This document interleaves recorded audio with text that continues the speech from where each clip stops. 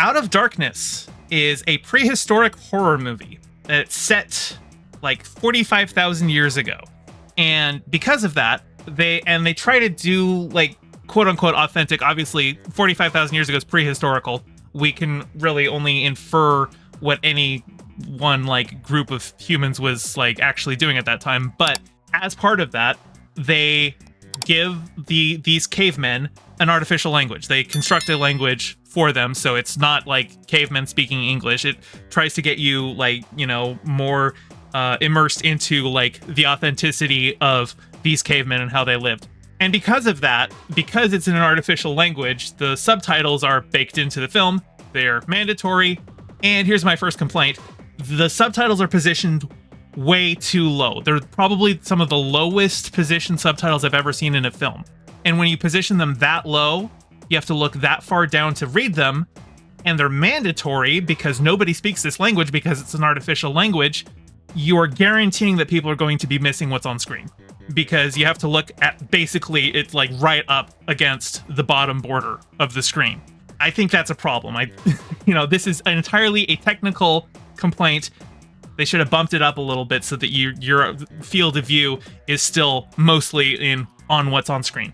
But that technical complaint aside, I thought this was a really interesting film. It's a very high concept, simple premise. Cavemen traveling to a new land and are being hunted by some unseen creature and dealing with all of their paranoia and social strife between members of the group.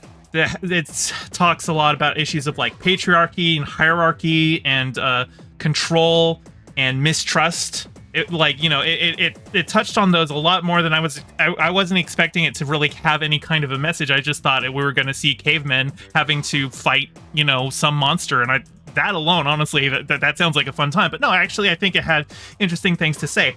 And the reveal of the creatures hunting them comes across a little goofy at first. And like, that's kind of par for the course for horror movies. Whenever you see the creature that's been hiding in shadows, like once you see it in full, it's like, okay, well, the mystique is gone now. And that's why I usually prefer that they don't do full monster reveals.